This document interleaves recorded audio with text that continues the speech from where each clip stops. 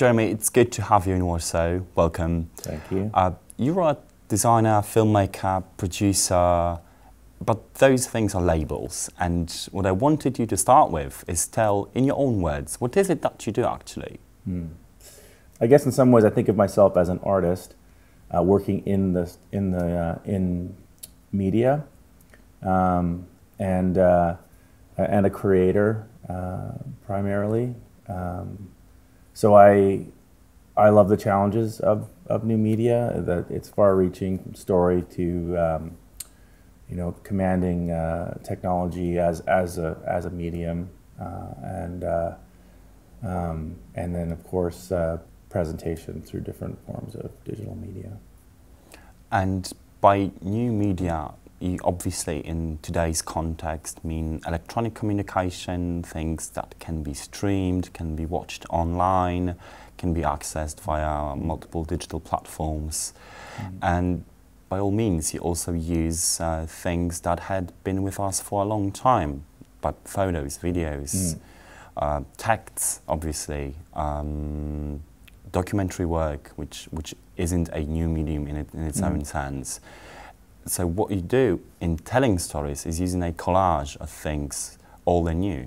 Would you say that? Absolutely. Yeah, I mean, I think language is funny that way. You kind of are, in some ways you're trapped by language, in some ways you're freed by language, depending on how you look at it. I think, I believe that language shouldn't confuse, it should clarify in some ways, but collage is a good way to describe it.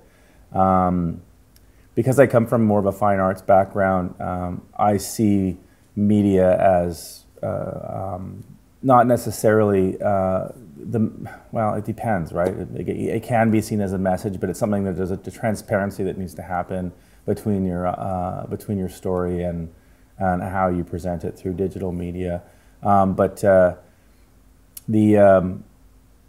I also feel like that there's a possibility to kind of break out of some of these modes and maybe look at more physical applications in terms of how, public space, how these stories exist in public space, and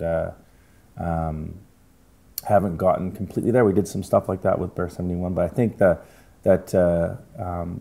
part is sort of, you can kind of imagine what that landscape is, and the thing is that that's a constant that doesn't change, and it can be influenced by the medium, and the medium can be a reflection of whatever the aspect of the story is conceptually that you're interested in.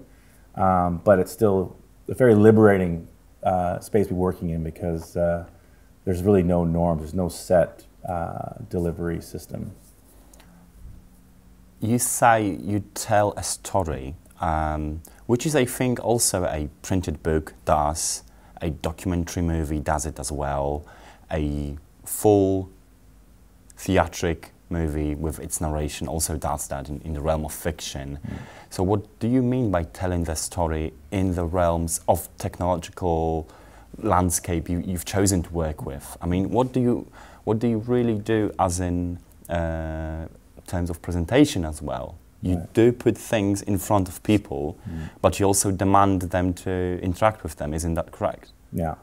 Yeah, so I think that that's sort of if you were to describe new media, if there is a note that's sort of the most distinguishing in new media. I mean, when we were at school in the 90s, new media was multimedia, then it became new media, intermedia. It always changes. It doesn't really matter. We can all kind of picture what this landscape is. But the note that I think is significantly different than past forms is this notion of an audience that is present in a different way than they've been before, right? So, I mean, other than box office or other than,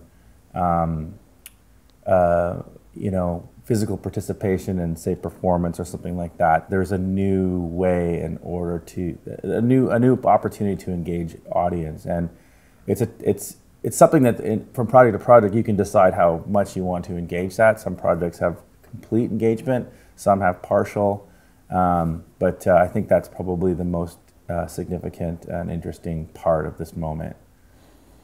And telling stories in different modes of using media.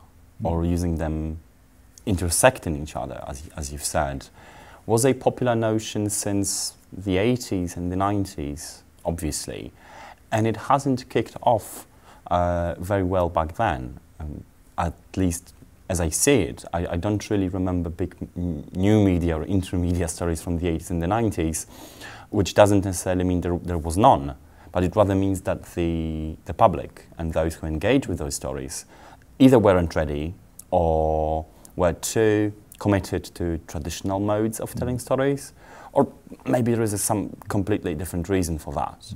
But from what I remember from my own reactions to some of them from the past, was that somebody demands me to click through a story that isn't being told. Somebody presents me with a huge encyclopedia-like archive of things which doesn't really contain any plot or narrative, and they demand me to do all those things on my own, which was problematic back then, and to some extent still is problematic.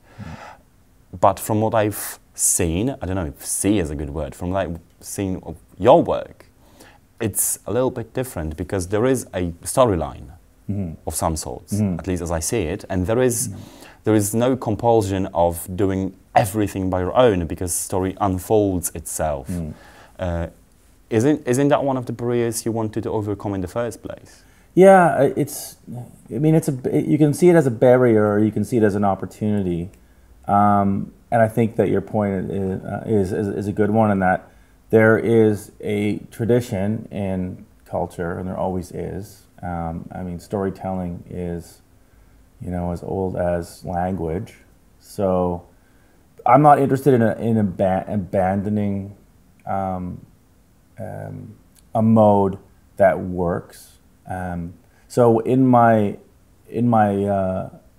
works, what I tend to do, or the way I kind of see it, as you want people to, I like the power of story based on that is tradition. So when it comes to sharing that story with what we're going to call new media today, there's a certain amount you can push the boundaries of what an experience can be. So you see it in some works, and I can't think of an example off the top of my head, but it's sort of within the sort of interactive media, pure abandon of traditional forms. And I think quite often those experiences are exactly that. So it's not that I don't find those compelling. In fact, I enjoy a really abstract narrative. So for me to employ more traditional narratives is, to an extent, an extension of the organization that I work with, of the NFB in Canada. And it's not to say that abstraction is frowned upon. It's sort of, it's something that you need to kind of invest in a way that you're sort of, you're very cognizant of what this abstraction is that you're doing. At the end of the day, I find power in personal moments. If I was able to just do whatever I wanted to do without a producer or executive production, I would probably move more towards an abstracted narrative. I think some of the modes do the medium an injustice.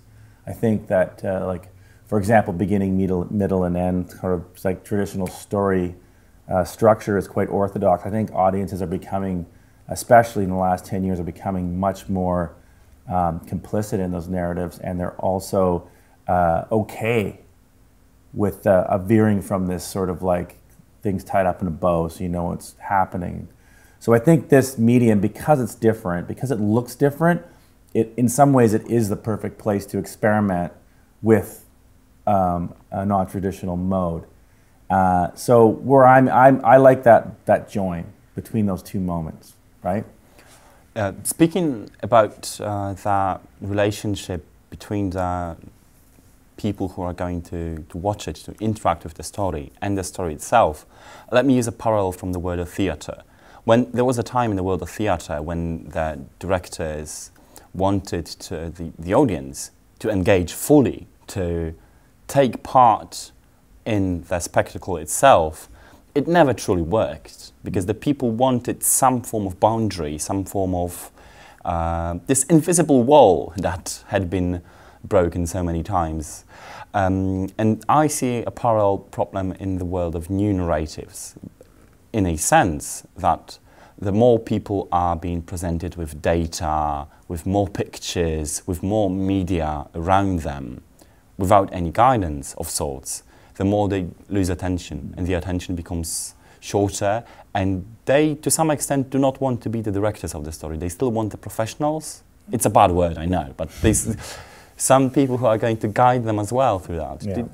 Do you see it similarly? Oh, absolutely. That you're spot on. I mean, I think that the big difference between the internet, which is really what we're talking about here, and as a participatory forum, we call it a forum, I guess.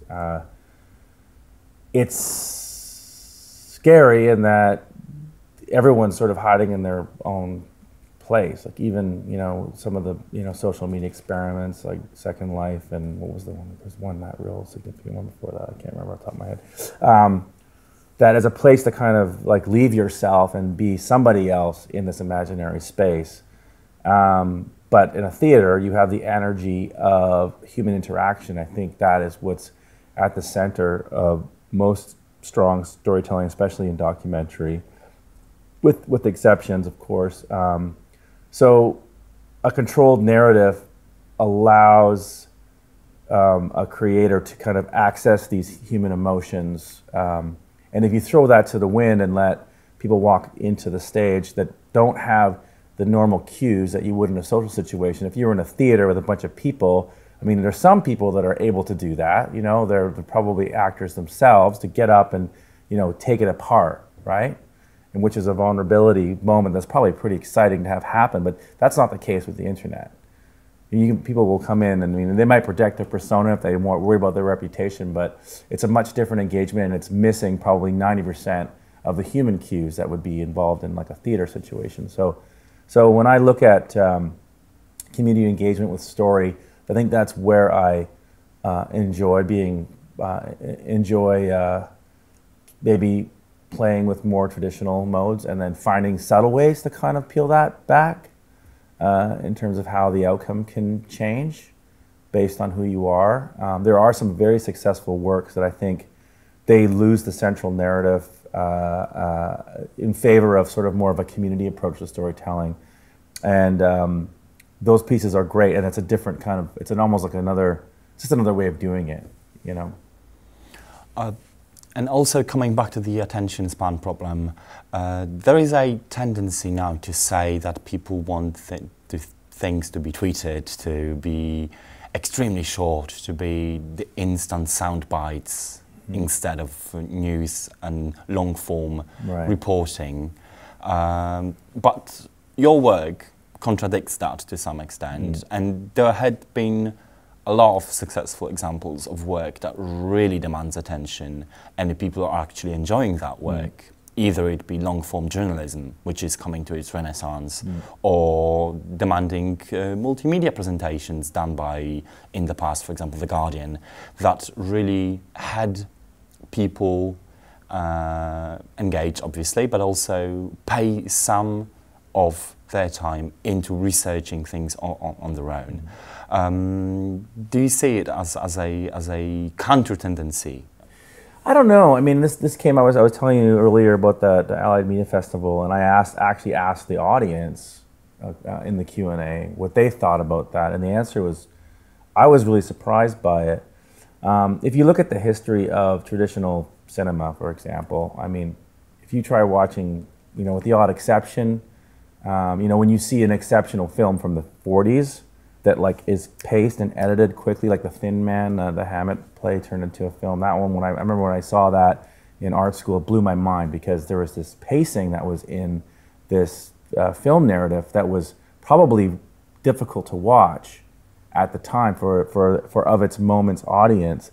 But now it's maybe more watchable, say, now than it was then. And you look at What was the other example that came up the other day? I was looking at the average number of edits that are in a 90-minute feature. I'll remember it in a second, but a huge number of edits. So the answer was like, as a creator, your responsibility is to kind of understand what that moment is. And so there has been an acceleration in like, there's, with the odd exception, like slow movies, for example, are something that are very kind of like, they're for a specific audience, right? Real cinema freaks that like to kind of sit and watch long vistas unfold, and they're happy. I love that. I can sit and watch, you know, there's a documentary called Leviathan. It didn't do very well at the box office, but it was took place on a fishing boat. You seen that? Yeah. Yeah, I mean, that movie blew me away. I was so entranced and hypnotized by this moment because it was so original and such a, because it was made for a really specific reason, and by a belief in sort of like a verite moment, and really trying to share that. And you feel after 10 or 15 minutes, you almost feel seasick in that movie, you know. And I thought it was incredible. And I think when you want to do those kind of risks with narratives, I think you still can. It's just that someone has to do it and someone has to push it. So in terms of to directly answer the question, are attention spans shrinking, or is the demand changing for how they see media? It's a good question. I don't think anyone really knows, but I think that people, if you can imagine when the anti-TV revolution happened in the early 90s, when Chomsky made his manufacturing consent film, and everyone just really stopped paying attention to newspapers. They stopped paying, you know, in my generation anyways, they did, right? They just like, forget this media, forget the news. What is it really about anyways? It's just like the same stories over and over again with the same impulse to get you to come back to watch your show. There's just enough drama, just enough shock. Is it really any different than that? No. Podcasts, for example. Radio is, you know, outside of writing, in terms of new media, the radio drama is older than television, and it's still around. And in some ways, Bear 71 is a radio story. It's a 20-minute audio narrative with a visual experience that's interactive. So you have this audience that's willing to, all of a sudden, they're still interested in this ancient form. It's still called radio. It's not radio anymore. But it's interesting that that engagement has evolved. And, you know, with NPR is doing a lot of great shows. There's Love and Radio. I don't know if you've heard of that one in the States. It's private people are making radio. The production's easy. It's focused 100% on stories, and people are listening to it. Because you can listen to it when you're driving your car, doing your. So I'm really interested. So I'm interested in that. I don't believe people are. It's just that you have to engage them. And the distribution is becoming more and more important, because if we speak about podcasts, for example, or even your work, there is a huge difference in what you have to do to discover such a thing as Bear 71, for example. I had to Google it, go through the web page, click on it, watch it, engage. It takes time. And then I felt, well, that was amazing. That really is full of emotions and intellectually provoking, a great thing. But yet, the magnitude of things that I had to do before is a challenge in itself to some people who would prefer getting a podcast, not because of the quality or something very specific to this podcast, but just for the pure reason it is on your phone the moment you wake up. Yeah. No, it's. I think it's you pinpointed the number one issue with this form. I mean, it's being made in different studios. There's no technology that it arrives at. So there's no way to aggregate it. I mean, if you want, like, if you make for example, if you decide to make your story an app.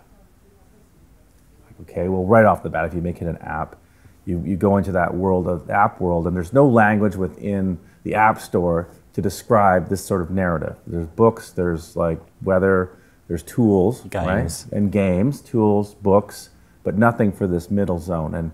And that's probably just because the participation level is still quite low. But I think that we've missed the point, and it's not so much that creators don't desire a different delivery or a different platform.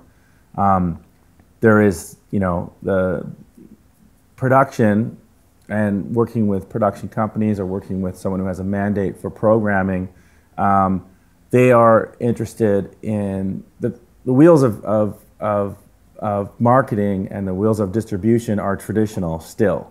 So there's a tendency for like these things to be made as a commodity. So you assume it's a web, it's a site, it's a place where, theoretically, even though all this stuff is free, there's this idea of a theoretical front door, of this place where you can go and there's a ticket booth sitting out front and the NFB hands out tickets in my case, and you can go in. And this is something that I think I understand where it comes from, and it's not necessarily organizational critique. It's a critique of the form in general. I think this observation that I'm making prevails, and so I'm quite interested in some of the next work I'm doing right now. I'm really going to kind of challenge that idea that the story can exist more like aqueous is a corny word to use, but this idea that maybe there's a way to kind of create this content in a way that there isn't that barrier, or there isn't a sense of real estate, that the story could exist in a bunch of different scales in different places, and really challenge the notion of, this thing you're getting at is what is the form, what's the attachment to traditional, is it really new media, why does it have a place, why is it only one thing, and it's a difficult one. You have to think about it from a really high view in order to kind of create something that you can actually create without getting overwhelmed by scale, but let go of it a little bit, like be willing to kind of try something different in terms of how audience finds it. Which gets us to a more fundamental question of that choosing new media, let's settle for that, choosing new media is a choice of audience in itself, because we do know that not everybody, even in 2015, uses mobile phones, mobile devices, tablets, or desktop computers. There is for example, newspaper sales are going up in India, an audience we might have never reached before and still not reach. Those are billions of people, right? While using the perhaps most popular medium on the planet, which is the net. And I wanted to ask you, does it really concern you that you've made a choice which enables you to produce really interesting and engaging things, but yet there is this realization that there is a certain chunk of human population that wouldn't be able to maybe never, because the choice had been made for them. Right. You're talking about access. Is that what you mean? Right. Well, I mean, access is relative, right? I mean, I could, make a media sculpture-based work for 3 years and really focus on this other idea that I want to play with, and it's a physical thing, and it occupies a space, and it maybe could be moved with difficulty or with ease, depending on how complex it is, and only the access to that is going to be limited based on where it winds up. So I guess the answer is it doesn't concern me, because the mediums are flexible, ideas are also flexible, and how they meet is up to the creator in a way. So this new work that I'm talking about, I mean, there's no reason through partnership it couldn't wind up as a printed piece. I mean, it's the stories that I'm telling, creating in kind of a in some ways like in traditional cognizant of how they're going together, knowing that they can embrace different medias. So we'll see how it goes. I mean, it could be a total failure, who knows? But I think it's important to challenge the access question that you asked before, and who's it for? Who isn't it for? I mean, audience, you can get overwhelmed, right? Like, I think traditionally people didn't feel that burden of like making something for a specific audience, or this pressure from marketing to be like, okay, well, we have to make sure we reach the maximum amount of people, you know, and so this conversation is happening before the story's been created, and to me, it's a reflection of cart before the horse in terms of trying to kind of, I don't know, understand maybe something that's like a little unbounded, or trying to kind of, well, the M word, monetize is an interesting one too, and none of these projects are. Theoretically, they haven't really been able, there hasn't been an ability to monetize anything on the internet, really. Very little. But this idea of like being burdened by your audience rather than creating something and letting the audience find it, I think that's a really important thing. I think it happens in all forms, right? So you indeed want them to be challenged? Well, in what way? In that the accessibility is not your no, first I don't. concern, and no, that's not what I'm saying. I think that there is challenges with accessibility no matter what it is, right? So if I took this story that I'm working on right now, and I just said, I'm going to print this in a Warsaw newspaper. I'm going to take these 5, and I could take these 10 stories or 5 stories that I'm working, whatever number of stories that are forming this story kind of ecosystem, and I could print them in the newspaper, and I would have to get them translated. Maybe not. Whatever, there would be, but translated not just in terms of language, but in terms of media, form, and how they're presented. And the stories themselves should be essentially the same, right? Right. If there's an aspect that's got community involvement, that's still possible in a newspaper. You can do a call for submissions and have something come back. It just changes it. So, I mean, it comes full circle back to the story always for me. It's like, what is this moment that you're trying to engage and describe? Is it bound by the form, or is it something that transcends the form? But which is a good lesson in itself, that there is no universal media and there is no mass form. No. Which is a good thing to realize again in 2015, where some forms seem to be universal, some modes of communication pretend to be so, but yet again, they are not. There's another thing you can do. The media today, the landscape of the media it doesn't resemble TV of 1960s, it doesn't resemble newspaper market from back in the end of the 19th century, where there maybe was one not even homogenic, but unified form of centralized media that you could at least aspire to reach everybody at one time. It isn't really possible no more. But they were always specific though, right? Like if there was say for example, I'm making this up, but like a colonial news agency from like the 1700s or when did the printing press, when was it invented? In the 1800s? Printing press? Yeah. 1500s. 1500s, okay. You know that. Gutenbergian Revolution, you mean? Yeah. So maybe there's a newspaper that's like Colonial Times, London Times, right? That goes way back, like a couple hundred years. And so they're setting news out to the colonies and back, and their goal is to unify in a light way these colonies so they can see what's going on in the other parts of the world, because it's the only way. If you were in Australia or you were in Canada, it's the only way you could find out what was going on in London and vice versa. So as an editor of that news agency, the same paper doesn't go to every community. So they're controlling the editorial in a way so that Australia knows about Australia and knows just enough about the rest of the world to kind of stay in the loop, and same goes for Canada. So, I mean, I don't think that changes. I think the idea of universality, that's not even a word, this sort of universe approach to kind of creating a story that could be potentially for everyone, I just don't think it's possible. I think that ultimately, like this Leviathan film I brought up, it's definitely not for everybody, but it's probably for creators in a way, but it's still inspiring to some, and it's a choice you have to make as a creator.